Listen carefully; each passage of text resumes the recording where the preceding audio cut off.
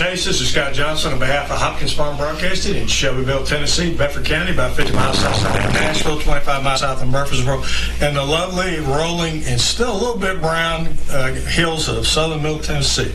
We got a very special program today that's outside of our normal schedule, and it's called Drug Rescue, Shining the Light on Drugs. And we have with us several special guests today to talk about various things going on with this program. We got Frida Lusk with the Bedford County Opioid Settlement Council Chairperson. We have Lieutenant Chris Cook. He's the Bedford County Jail Program Director. We have Bonnie Cady, Drug Rescue Executive Director. And Benita Caldwell with the Center for Family Development and Community Engagement. Yolanda Marble, Center for Family Development, The Other Door Case Manager, and Sylvia Penson, the Bedford County MRT Volunteer Coordinator. Well, that's a mouthful right there. But yes, I think we got everybody. I hope I pronounced everybody's name correctly. But we're going to start out with somebody I know. And Ms. Frida, tell the community about the Bedford County Opioid Settlement Council, how you got involved as chairperson. Good morning, Scott, and thank you for having us this morning. Mayor Graham and Robert Daniel discussed the option of the community clinic becoming the physical agent for the Bedford County Opioid Settlement Funds. This happened last October. And after meeting with Mayor Graham's administrative team and the consultants from UT Knoxville, it was agreed that CCSBC would manage the $224,618.47 in funds given to Bedford County. As my position as the executive director for the clinic, the position of chairperson was assigned with a 7-member committee. There are 2 administrative CCSBC individuals assigned to manage the meetings and the distribution of funds for FY 24 and 25. Okay.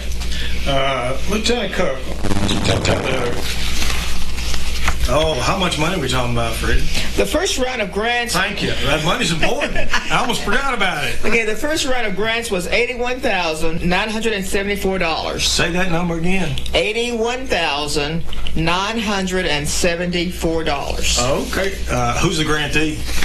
There are 4 grantees. One is the Bedford County EMS, and this is the ambulance service. Yes, and they are to provide free CPR training, signs of opioid overdoses, education for the general public, and other community projects, and they received $23,481.25. So EMS that's to teach the public, right? Right. So they take that money, pay their people, pay for supplies, and then basically, I'm sure it's going to involve Narcan and everything. Yes, Narcan. Doing that. Okay. Right. Who else gets some money? Also, the community clinic of Shelbyville and Bedford County, That'd which be is you. Yes, our dental clinic received a grant to provide free dental services for qualified Bedford County adults, and the first amount was $7,129, and we had our first patients last Thursday. Outstanding. I know there's a big need for that in our community. So they can come to our dental clinic, and they do not pay any amount for their dental care, and we will provide that to them from this grant. No copay or anything? Nothing. Where's that dental clinic located? It's located at 200 Dover Street, Suite 203, and Dr. Danny Foster is our dentist. Okay, so that's behind the old hospital on Union Street, folks, if you're looking for a place to go. Right. Who else got some money? Drug Rescue, Shining the Light program. Free support services for MRT caregivers and children. And we had our first meeting with them June 30th at the park. And Mrs. Bonnie Cady is the contact person for that program, and it was very inspiring to see those children and caregivers at that meeting, and we shared things about our clinic and how they can also receive services from our clinic. How much money is that from them? $12,743.75. Okay. Who else is going to get you? Then the last grant was given to Life Source Family Solutions. They will provide free mental counseling and substance treatment for qualified Bedford County adults, and you contact Laura Tucker Hudgens. And this is a program that we are very excited about because a person can go to this nonprofit and receive free mental counseling. Well, and certainly a large need for that. And that amount was $38,620. Very substantial. So run down that list again, Frida, and give out slowly the phone numbers for each one of those organizations. Okay, for the Bedford County EMS, you will contact Colin Bain or Johnny Poff. The phone number is 931-684-4403. Okay. At the community clinic for dental, you would call 931-684-6772 for dental services. For drug rescue, you would call 931-580-2239. And for Life Source Family Solutions, you would call 615-488-4480.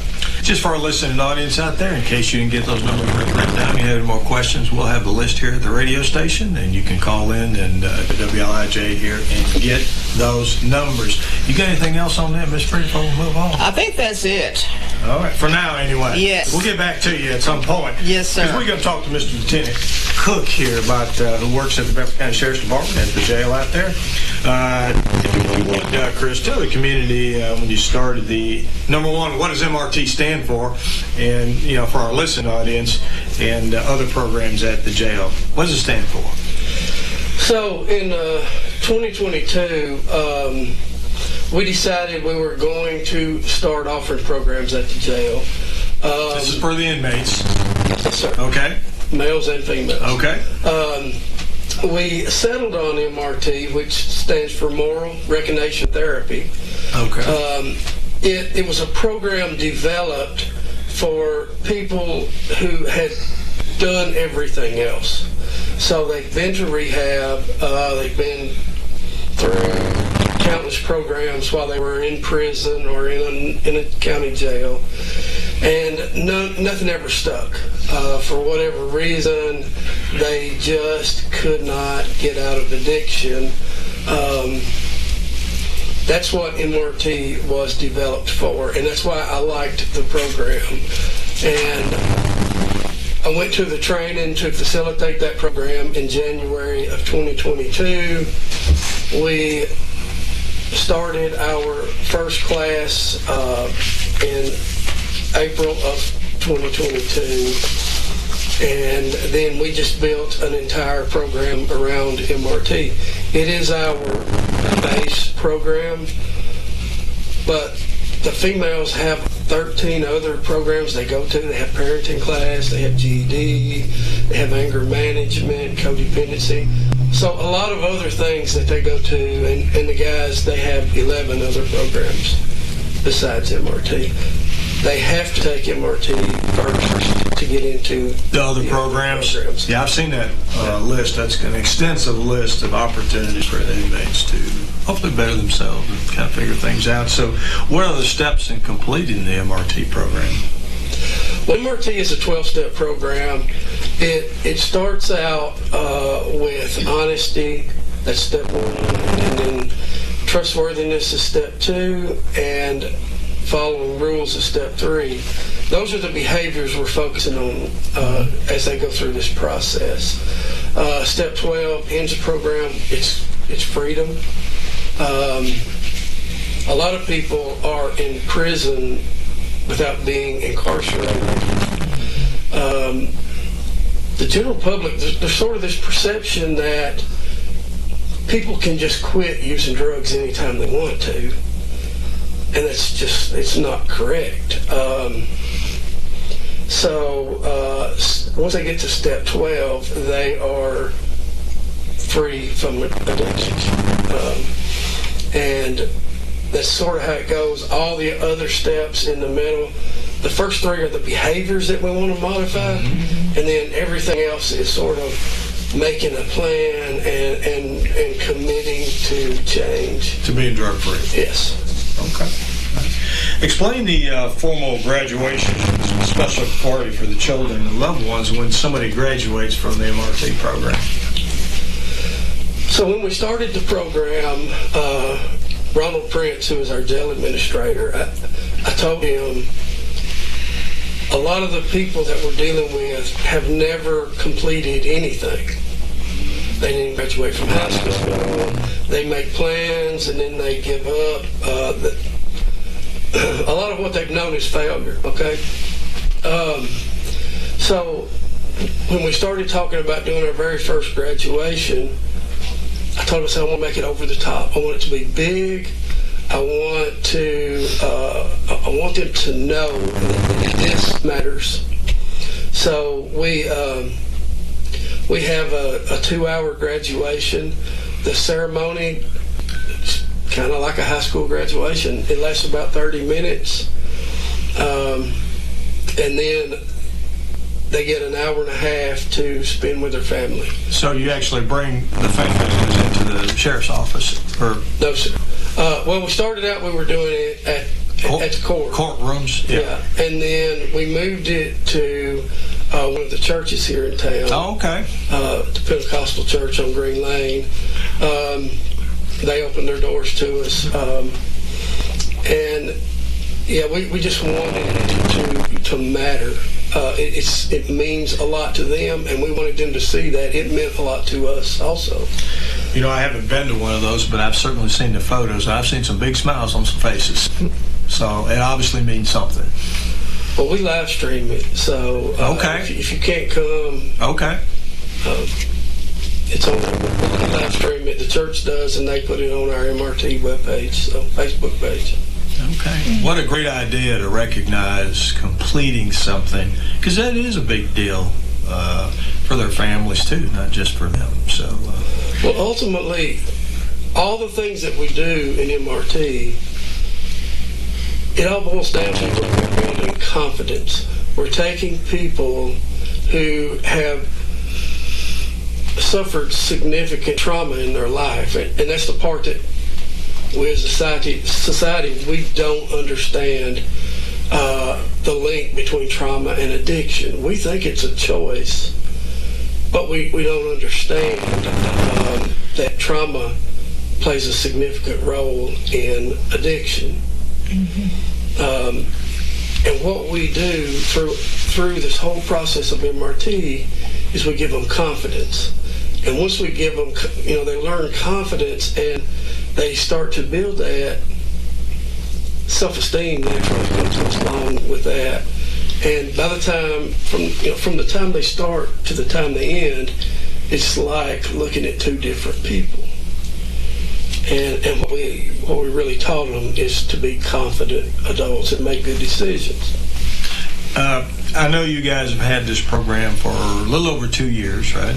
Since 2022. How many graduates have you had during that time frame? We have had right at 150 people go through this program. No kidding. That's fantastic. We have graduated, I think it's 134, Sylvia, is that correct? 134 women and men. Yeah. Okay. What's the, and of course, you see a lot of, I guess we call them frequent flyers in the law enforcement business, but what's the recidivism rate for folks that have completed the MRT program? That's kind of a test, right? Well, I really, yes, sir, you're right. And I really don't like that number, that word. Okay, what word do you like?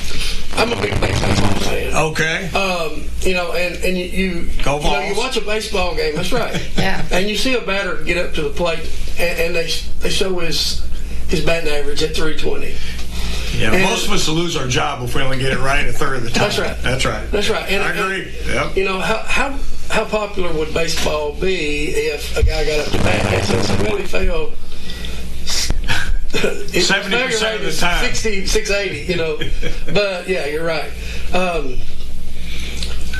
Without this intervention that we do at the jail, I can tell you the recidivism rate within this group of people would be almost 100%. It would be well over 90. Sure. We don't really take first-time offenders. They don't get enough time in jail for us to get them through our program. Makes sense. Yeah. Now, we've had a couple, I think two, but for the vast majority, we're taking people who have been in addiction and in and out of jail for decades. It's people you know.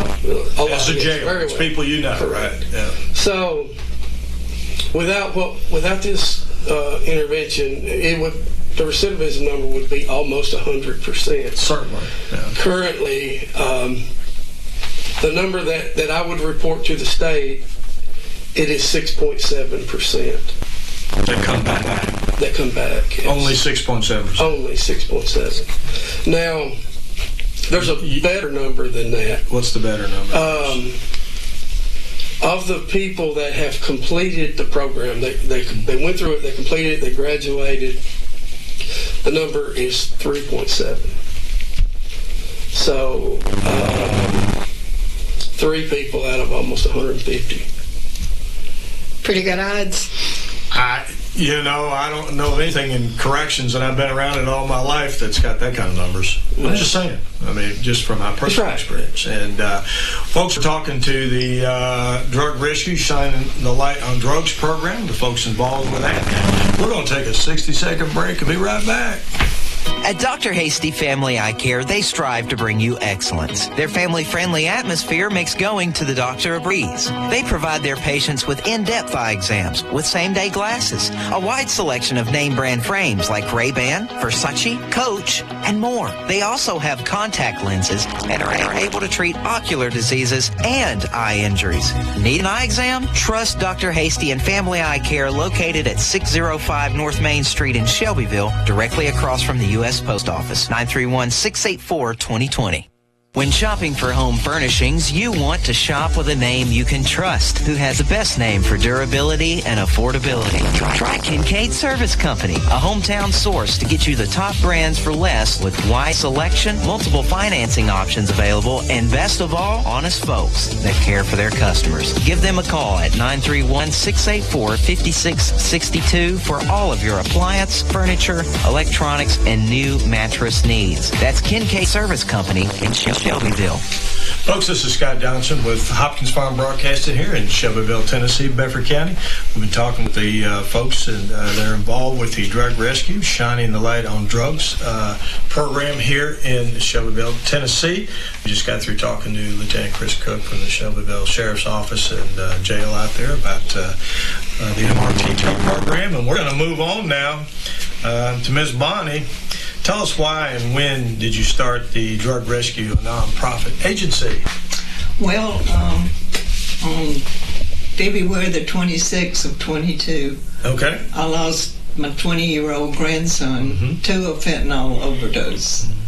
I have 7 grandchildren, and of the 7 grandchildren, he was probably closer to me than any of the others. He had 2 older brothers that both went to the Naval Academy and went into aviation and flew the FA-18s. They were 15 and 13 when he was born. And then when he was 4, his mother had a little girl. And, of course, they lived next door to me. Okay. And he came and lived with me for 8 months. He would see his mother and daddy during the daytime, but he wouldn't go home at night because he didn't want to hear her cry. She had a real shrill cry. And it was like he thought he was the cause of it. Oh, okay. But he was a happy person. He had a lot of friends. A lot of his friends told me at his service that he was their best friend. And He was in college at University of Alabama, Huntsville, and he was in the ATO fraternity. Okay. 75 of his brothers came for his visitation, and they came back for his service. And then last year they had a Bill Hallam Golf Memorial, because he was real big in golf, and they're having that again this year. Well, he was obviously a young man and had an impact on a lot of folks, positive impact, right?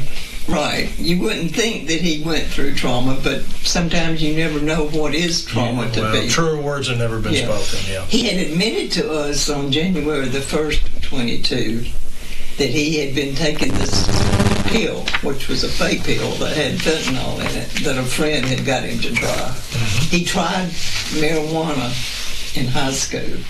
The same friend got him to try that. And, of course, that opened the gateway to try other things. And he admitted that he couldn't quit on his own. He needed help. He went to rehab for 3 weeks, which is what the insurance paid for. And, of course, at that time, we didn't know anything about addiction, and he needed much longer time. But he was very anxious to keep up with his schoolwork. So after he got out, in a month's time, he had caught up with his schoolwork. And he came home that day, February the 25th, was a Friday. And this friend had talked him into going to a party. He went to the party, and then the next morning, his mother didn't wake him up because she knew he was out to the wee hours, and when she went in Saturday afternoon, that he was dead in her bed. And that was so traumatic. I felt like I had lost my daughter as well as my grandson, because she was, almost non-functional for about a year. She's doing a lot better now. Good. And God put it on my heart that I needed to do something. I heard a message that said we were supposed to stand up and speak out. And that really hit me. And then I was reading this story about this girl that was going into be a nun, but she wanted to experience sex before this. And then in this story, she told that during the Holocaust, and also there were several priests that got together, and they accused God of creating trauma against his own people. And they actually had a trial. They put God on trial. They had witnesses, and they found him guilty. And do you know what they did then? They prayed. Because this is an example of theodicy, that even though bad things happen to good people, that is not the end of the story. So that struck me. This is not the end of Bill's story. Mm-hmm. I'm carrying on Bill's story. Yes, you are. One of the things he told me when he came from rehab, he explained to me exactly how fentanyl works and why it's so addictive and how it gets in your brain and how hard it is. And he looked at me with a haunting look in his eye, and he says, "Nana, you just don't understand." And I didn't understand at that time. If I had understood, I could have probably helped him, but I didn't understand.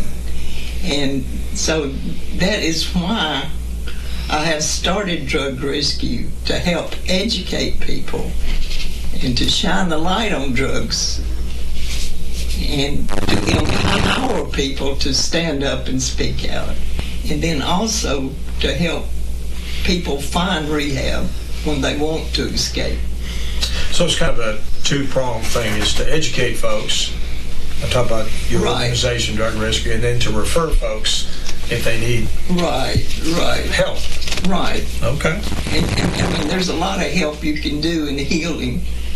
Oh, absolutely. So what's the greatest aspect or outcome of educating people about drugs and addiction?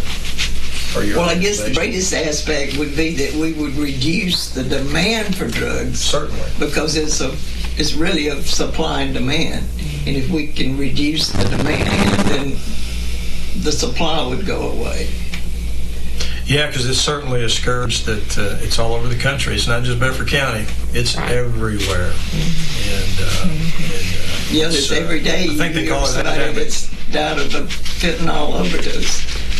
Yes. In the DEA. Way too many here in Bedford County. Right. Yep. The DEA says now on their website that 7 out of 10 fake pills have a lethal dose.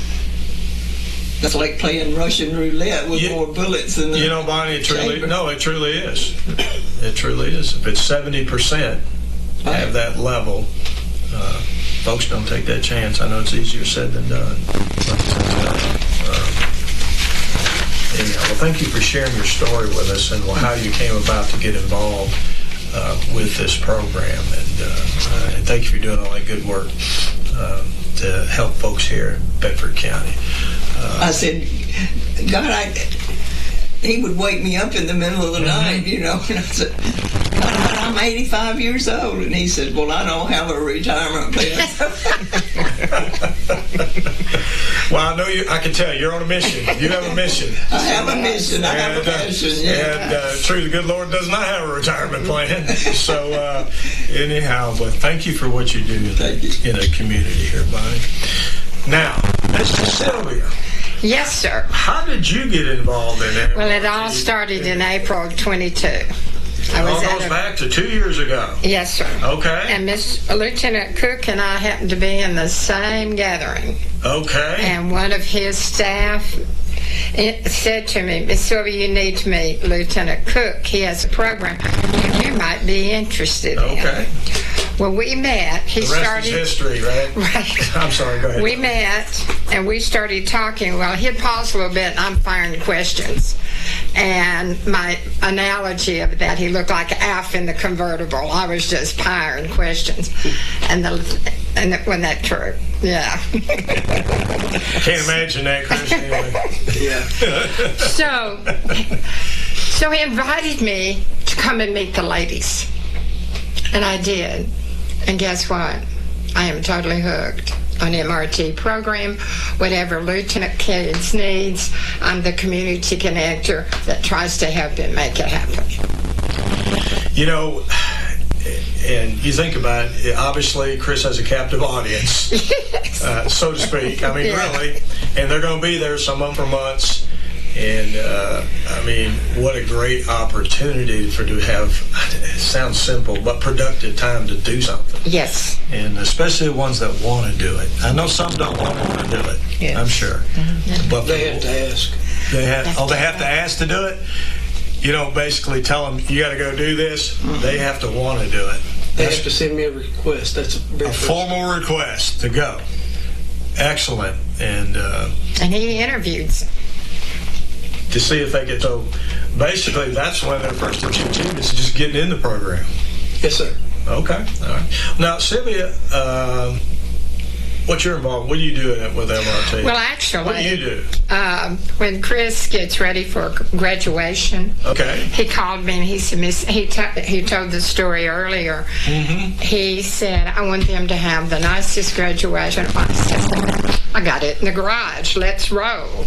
Okay. And that's true. I do have a lot of things in the garage, being a Parks and Rec director and I remember activities. those days. You remember those days? I do. And then he said, well, let's have a party for the kids. Well, I know how to do parties. Let's do that. So we use the inmates in the planning process. So I come in. So you involve the inmates in the plan? Yes. Okay. I'm the lady that comes in, and they have to theme the party. They get to pick the theme? They get to pick the theme, and sometimes they stump me, but I usually come out, with something.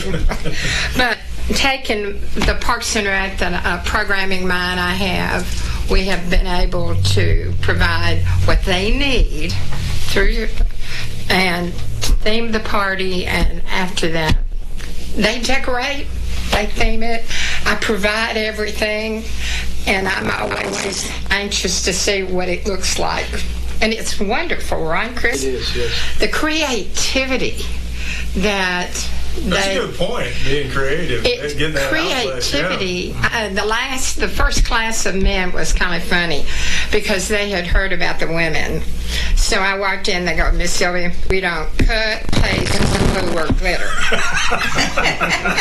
But I'm just sharp enough to come back. This is the male inmates, right? Okay. Yeah. I said, but you do have a project, so let's get real. But they do well with it.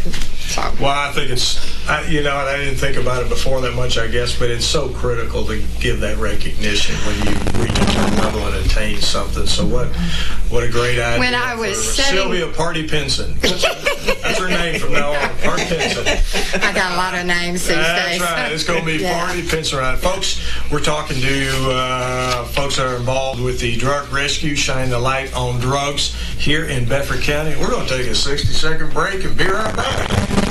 At Dr. Hasty Family Eye Care, they strive to bring you excellence. Their family-friendly atmosphere makes going to the doctor a breeze. They provide their patients with in-depth eye exams with same-day glasses, a wide selection of name-brand frames like Ray-Ban, Versace, Coach, and more. They also have contact lenses and are able to treat ocular diseases and eye injuries. Need an eye exam? Trust Dr. Hasty and Family Eye Care, located at 605 North Main Street in Shelbyville, directly across from the U.S. Post Office, 931-684-2020. When shopping for home furnishings, you want to shop with a name you can trust, who has the best name for durability and affordability. Try Kincaid Service Company, a hometown source to get you to the top brands for less, with wide selection, multiple financing options available, and best of all, honest folks that care for their customers. Give them a call at 931-684-5662 for all of your appliance, furniture, electronics, and new mattress needs. That's Kincaid Service Company in Shelbyville. This is Scott Johnson on behalf of Hopkins Farm Broadcasting in Shelbyville, Tennessee, Bedford County. We're talking to a group of folks that are working the drug rescue, shine the light out drugs here in Shelbyville and Bedford County. We were talking to Miss Sylvia Penson before we went off the air concerning the MRT program.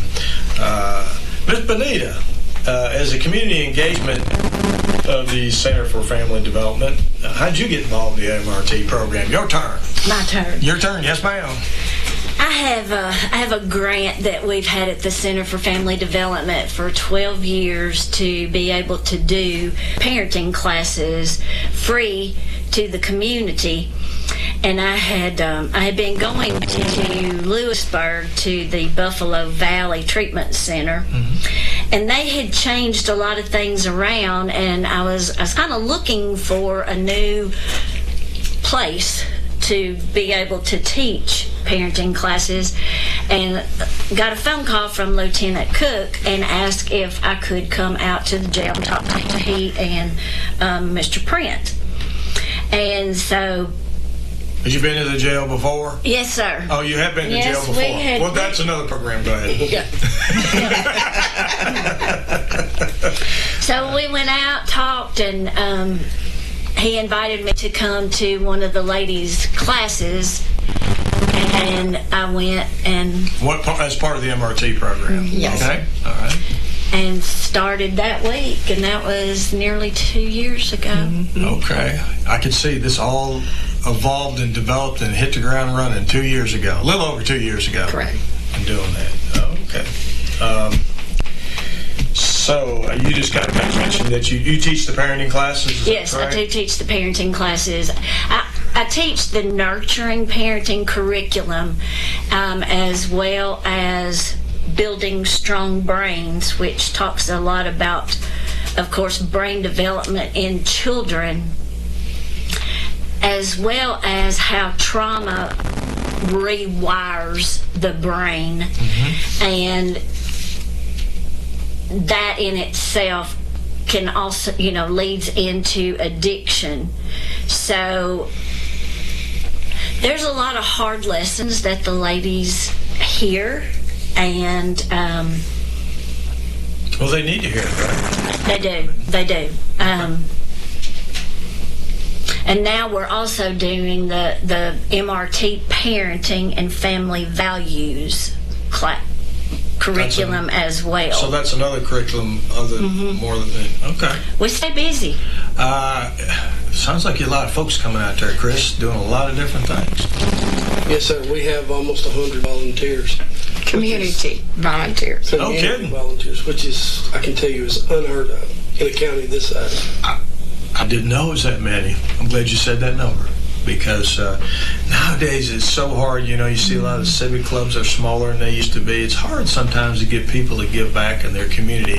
Obviously, not this group. This group's giving back to the community, but I didn't realize you had 100 volunteers out there helping out at the jail. 93, I think, was on last night. Okay.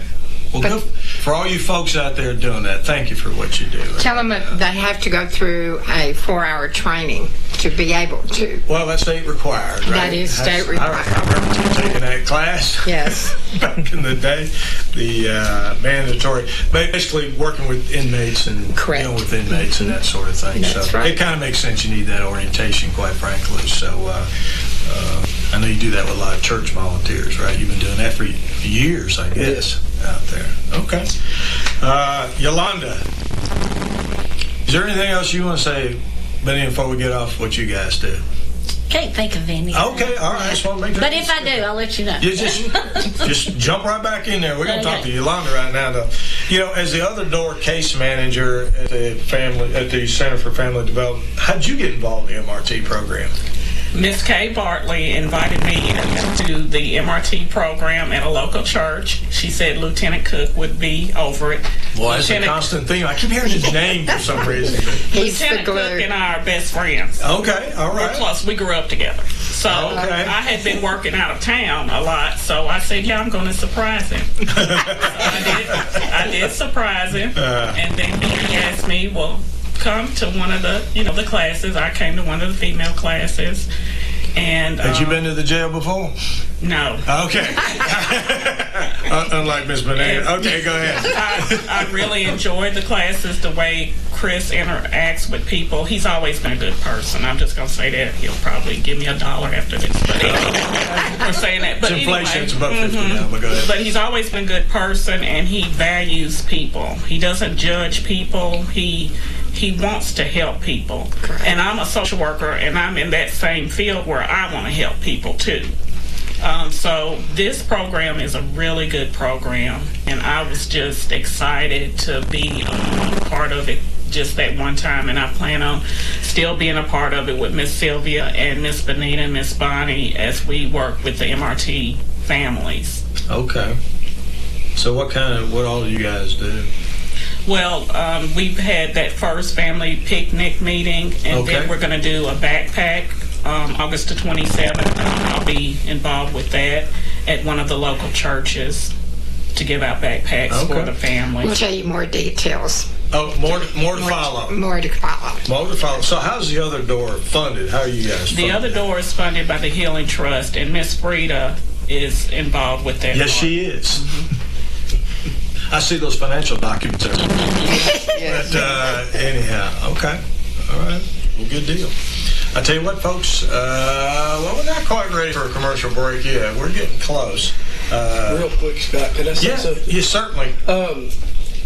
We talk about we've helped 150 people go through this program so far. Right. Yeah. But the number is actually incalculable how many lives we have affected. What's kind of domino effect? I don't know. I don't remember the exact number, but I looked this up on I think it was the Department of Justice a couple of years ago, and I want to say the number was something like 64% of children whose families were incarcerated will grow up to be incarcerated. Correct. So as we help these people get through their addiction and change their lives, stop that cycle. They're going home. They're going home, and they're getting jobs, and they're paying taxes, and they're paying the law, but they're also raising their families. And that cycle can be terrible. Yeah.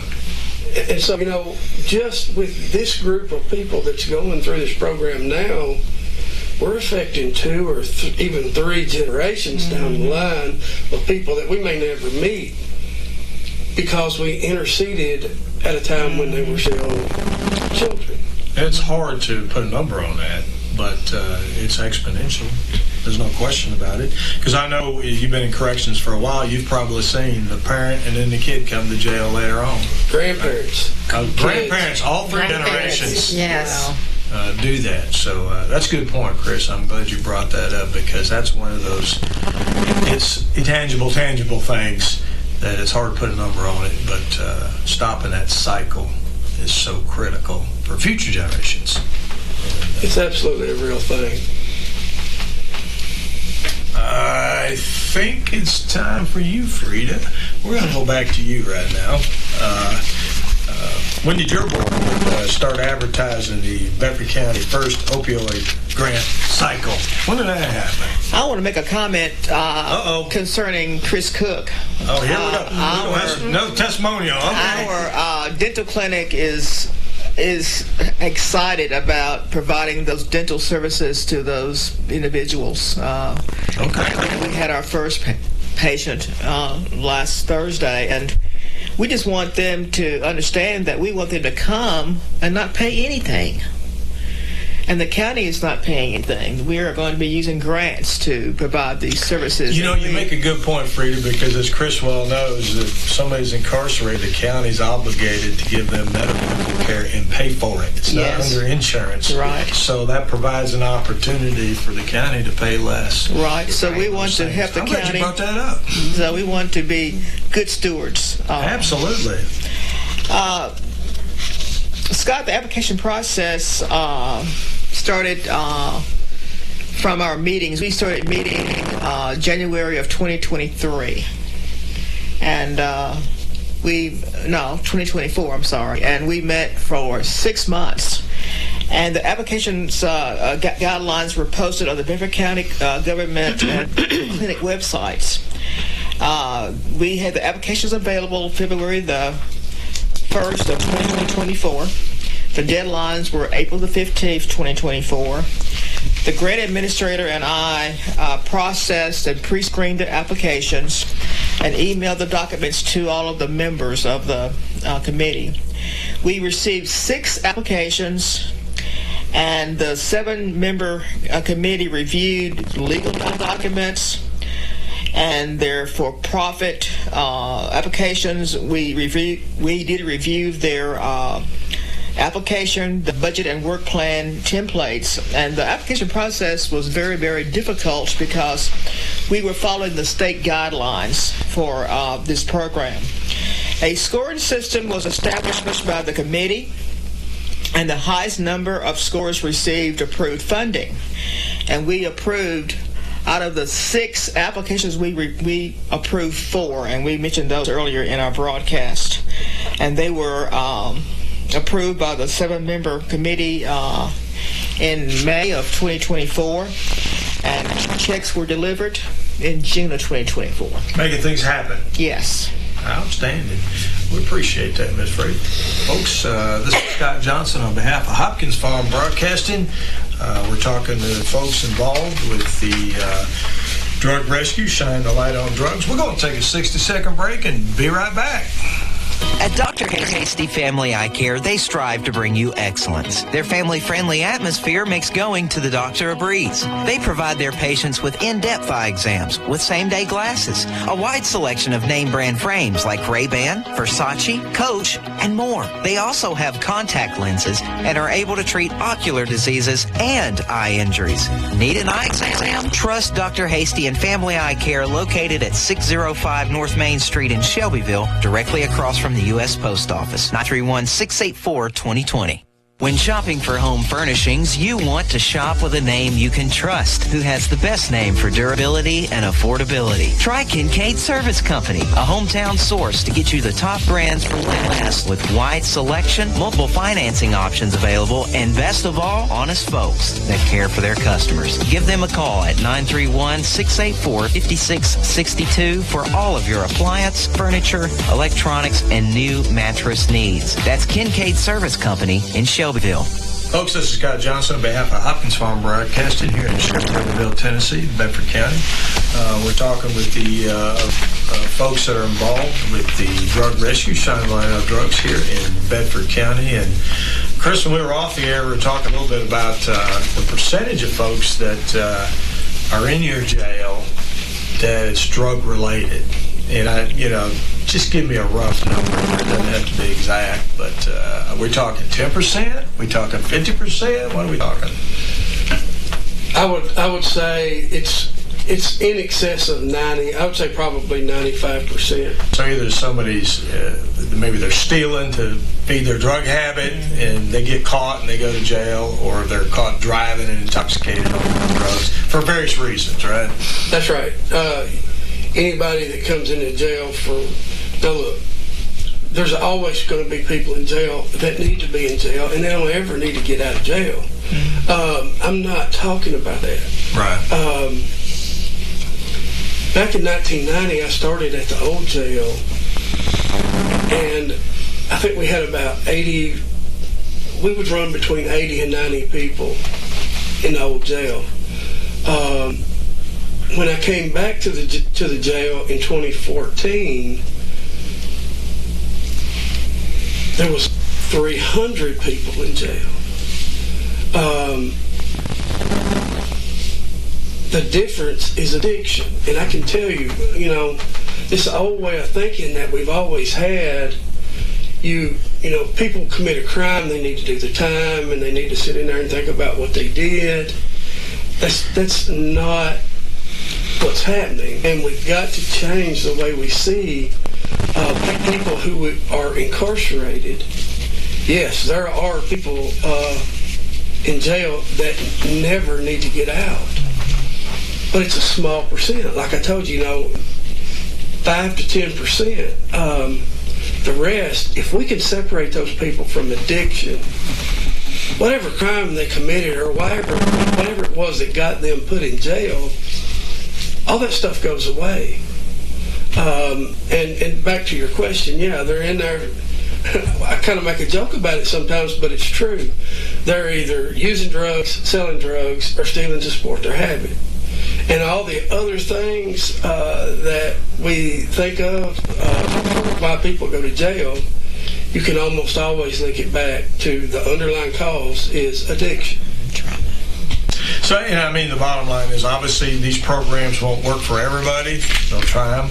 But if you can, this baseball analogy, if you're batting 300 or 400, that's not too bad, but you're apparently batting higher than that. So we appreciate what you're doing, and because breaking that cycle is so critical, because we don't want that jail population to keep growing if we don't have to. Well, numbers are one thing. Yes. And if you're using an analogy of baseball, if you get up and you hit a home run or you strike out, in a grand scheme of things, it's not affecting a whole lot of anything. Mm-hmm. But we're talking about human beings. And, if we were successful 50% of the time or 30% of the time, would it be worth it? Because out of 150 people, if we were just right half the time, that's 75 people that we save. And that exponential thing with their families and everything else you talked about earlier. Sylvia, as a project manager for Drug Rescue, Shining a Light on Drugs application, tell the listening audience how your team planned, organized, and then wrote the proposed grant. Take us through that process. All right. You heard from Drug Rescue. You heard from Center for Family Development. And I'm going to tell you a little bit. I may have been involved with the MRT. Okay. We three joined together.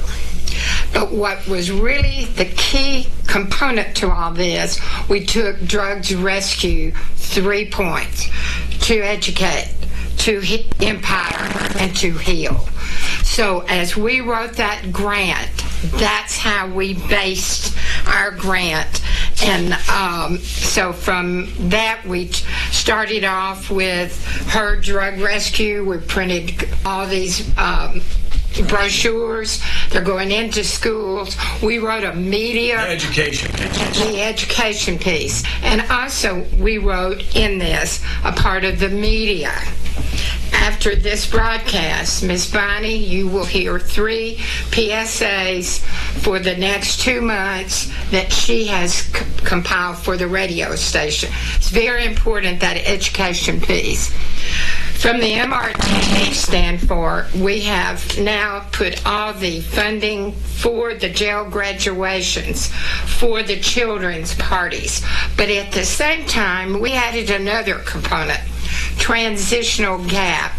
The inmates' children we are servicing through this grant. So we have all these programs laid out for a whole year. Once they graduate, we will pick up, once he starts a new class, we'll pick up more children till June.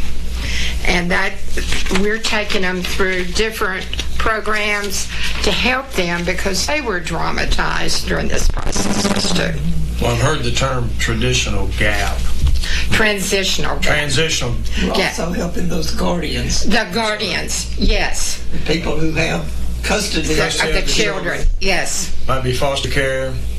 No, these are parents. All guardians. Yeah, okay. Grandparents, special appointed. Sure. Okay. The other spouses, even. Okay. Yes. So we're working with them, and we have a whole complete program laid out for the first 3 months, and then we'll go into another based off of his graduation. We'll pick up children as we gather the stones through picking up more children. Can't leave the children behind. No. To end the final thing of this, when they do come to the final table of getting together, addiction and drug use is not at the dinner table. We're hoping that we broke some cycle of this through. And they're back at a dinner table. Well, yes. You know what I mean? Yeah. So that's what we're working on. It's and with the outcomes for the grants, we have to offer these. We're accountable for them to come. Then we work with that, and we follow all these outcomes. So we're excited. And so the strategies is prevention, harm reduction, recovery support, education training, and some research. So that's what we're working on. I know when you did the grant application, I assume you had to have some partnership support letters. Oh, yeah, we had. Did you have any? We had 11 support letters. Good. So that's called buy-in. Yes. And some of those was the other door, naturally, Bedford County Schools, Shelbyville Parks and Rec. Okay. So we're familiar with them. Yeah. Bedford County Jail, the community clinic, Birch Street Church of Christ for their back school relative caregivers. That's a little tongue twister. Shelbyville Pentecostal Church and Life Source. Sure. I've actually picked up one more supporter since then, Clothe Their Kids. Exactly. They're going to make a clothing bag for the kids. Okay. Yes. Yes, and that's part of our program too, the holidays, and putting them in public events, like they'll be invited to come to the American Mule Bluegrass and engaged in their Junior Mule Skinner program coming in the last part of September. So Marty Gordon. Yes. Spend some time with him. And Sylvia also add that the clinic is providing free school physicals. Yes. Yeah. Yes. So we're doing that. Because those aren't cheap. No, they're not. So they will have that done for them. So there's a whole big 12 months involvement. There's a lot of moving parts here, folks. Yes. Now you know why I'm the project manager. You got to be a juggler. Keep them all up in the air. Yes.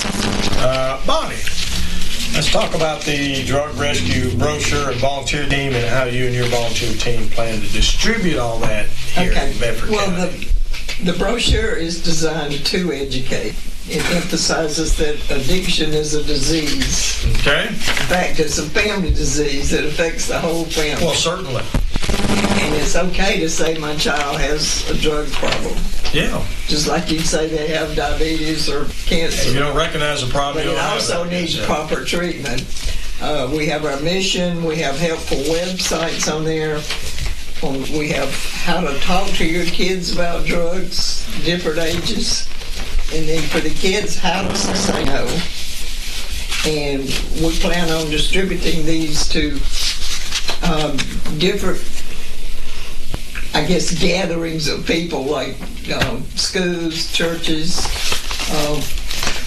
organizations, soup kitchen, organizations, any organization that We're available to speak. Funeral homes, because we're having a lot of overdose deaths, and when those people go to the funeral homes, I notice there's an email address on here on your brochure. There is. If somebody wants to get in touch, Drug Rescue, that's all one word. And also, my website, and there's a lot of helpful information on the website, drugrescue.org. Okay. And a phone number. There's a phone number. 580-2239. Right. Okay. Good deal. Back to Benita. Tell the listening community how many children and caregivers the grant is currently serving right now. Our first group of folks is 11 children with 7 caregivers. And we started with our picnic at the park, and our next event will be the backpack program at the Bird Street Church of Christ, and they will get school supplies there. Okay. And in between there, we'll be sending them to the community clinic for physicals for school. We'll go through the fall with Halloween, and then into Christmas, and we'll be doing clothing, shoes, whatever the children need, because what we know is that these families, the incarcerated individual, the parent, has depended on a caregiver to take temporary custody, typically, of these children. And so most of the time, these caregivers are grandparents, and they're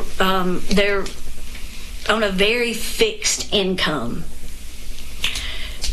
So what happens is, sometime in the middle of the night, these children get literally dumped on grandparents' doorstep. No doubt. And thank goodness grandparent says, absolutely, I want to take care of the children. But grandparent needs beds, they need food, they need so many of your basic necessities. And once again, they're on a very fixed income. So with Yolanda's Masters in Social Work, and with the opportunity that we've had with these grant funds, what we want to do is to provide some case management for these families, because, as you can imagine, grandmother is totally overwhelmed, and she just needs somebody to kind of help her think through these steps that need to be taken.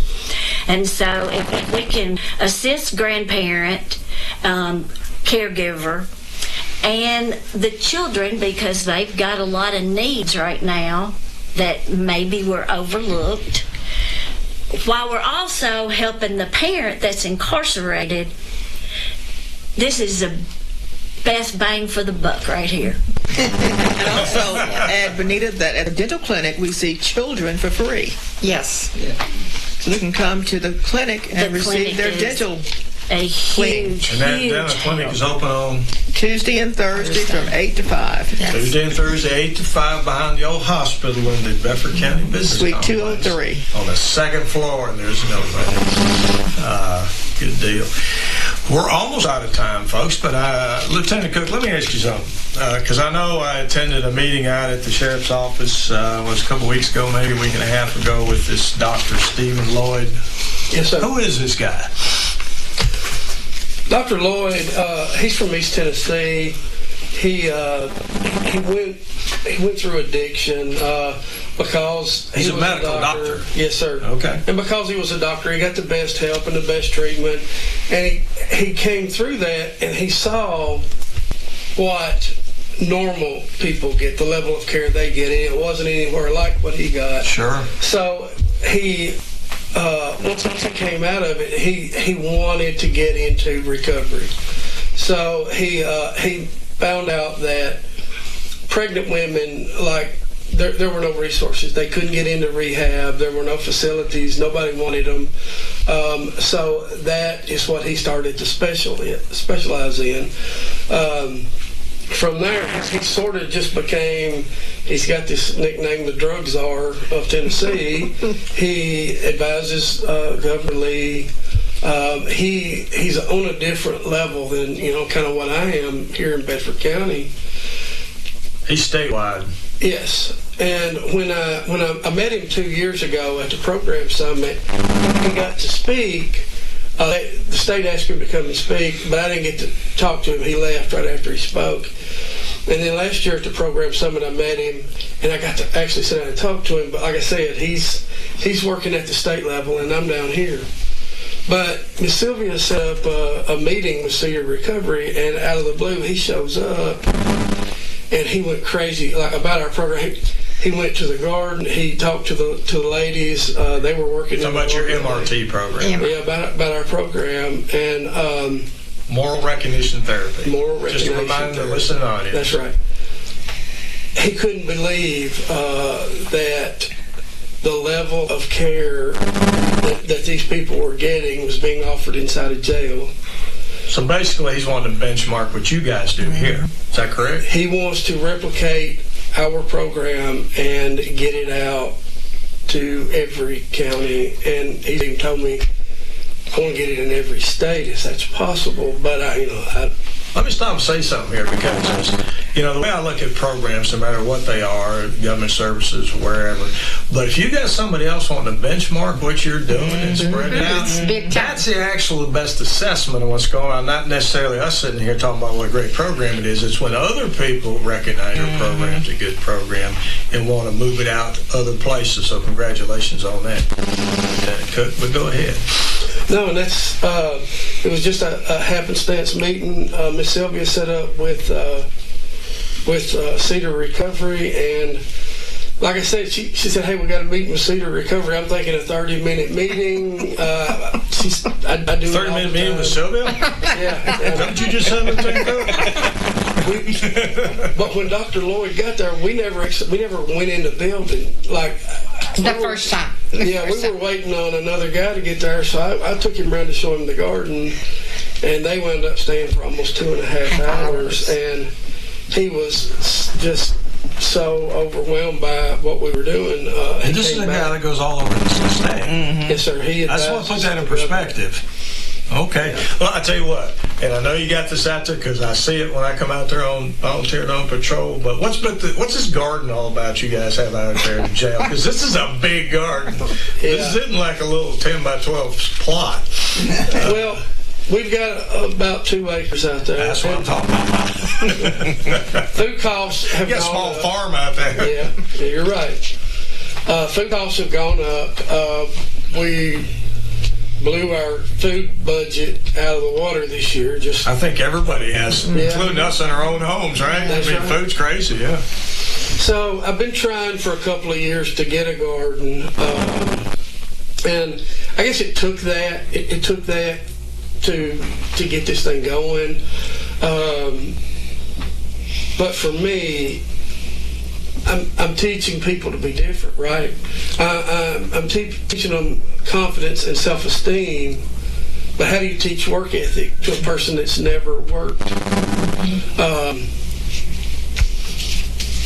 And how I chose to do it was a garden, because I tell you, it don't matter if it's 100 degrees, they're out. And we haven't said this yet, but this is a garden that the inmates work, that the inmates take care of, that they nurture and take care for, right? MRT. Yes, MRT. The MRT students. That's correct. Okay. All right. Well, good deal. I hope you're keeping it watered, brother. Every day. I was going to say, because that time of year, a 2-acre garden, so that they're busy. And they're out there working in the heat. I'm sure that you talk about getting some work ethic, working in this heat, take care of that garden. So talk about the pride.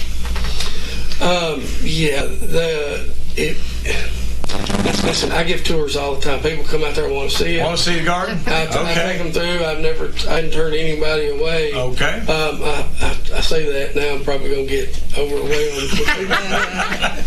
But listen, the pride these ladies take in this garden is, I don't know how to tell it to somebody that's never seen it. But they buy their own books and have them delivered from Amazon about gardening. When they started, none of them knew how to garden, not one.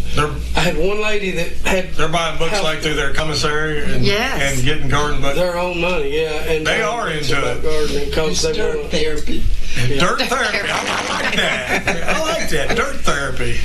Everybody could use that, right? But congratulations on that project. And I know Dr. Lloyd, because when I was out there, I think y'all were headed out to the garden. Yes. About the time I left and went back on patrol. But congratulations on that. Folks, we're actually running over and out of time. Is there anything else? Because I don't want to stop unless there's something else you want to mention before we go off the air. Is there anything anyone... Just remember, shining the light on drugs is like turning a light on a dark room, makes the darkness go away.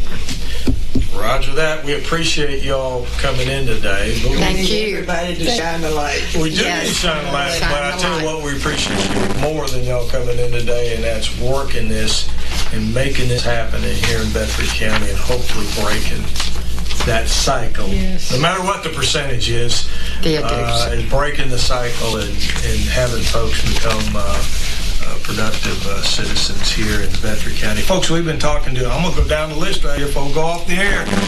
We've been talking to Frida Luss, the Bedford County Opioid Settlement Council Chairperson, Lieutenant Chris Cook with Bedford County Jail Program Director, Bonnie Cady with the Drug Rescue Executive Director, Benita Caldwell with the Center for the Family Development and Community Engagement, Yolanda Marble with the Center for Family Development, the Other Door Case Manager, and Sylvia Penson, Party Penson, the Bedford County MRT Volunteer Coordinator for this whole program under the umbrella of Drug Rescue, shining the light on drugs. Thank you all for coming in today. Thank you. For what you do to make Bedford County a better place to live and work. This is Scott Johnson on behalf of Hopkins Farm Broadcasting, the only locally owned radio station here in Bedford County.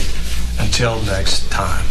Timeless hits and hometown favorites. 98.7 AM 1580 WLIJ. Ernie Cook & Son Motors at 809 North Main Street in Shelbyville has been family-owned and operated since 1975. Their friendly and knowledgeable sales staff are ready to assist you with finding that perfect vehicle, priced to fit your budget. Browse their virtual showroom today at ErnieCookMotors.com. Stop by for a test drive Monday through Friday from 8:30 to 5:30 p.m. and 8:30 to 1 on Saturday. 931-684-4808. Ernie Cook & Son Motors. Modernize your kitchen with elegant cabinet designs from C&J Wood Design. See how your new cabinets will look in your new home with their unique 3D design technology, free with every project order. Now, with 2 locations, you can visit our new showroom on North Jackson and Tullahoma across from the movie theater, and in Shelbyville off Highway 41A near Old Columbia Road. So modernize your kitchen with beautiful cabinet designs from C&J Wood Design in Shelbyville and Tullahoma. C&J Wood Design. Better by design. Be a part of the fun. There is no time zone for the North Pole. Kyle, join us for trivia for moments like this. Gotta leave some room for some other folks, okay?